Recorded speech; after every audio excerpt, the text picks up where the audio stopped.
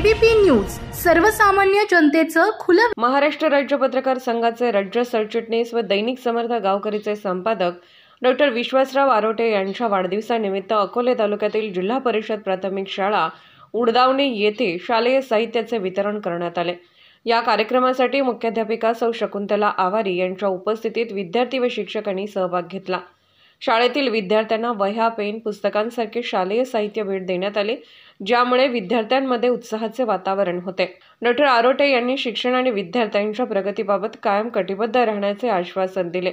यावेळी शाळेतील विद्यार्थ्यांनी डॉ. आरोटे यांना वाढदिवसानिमित्त शुभेच्छा दिल्या आणि त्यांच्या समाजसेवेबद्दल कृतज्ञता व्यक्त केली।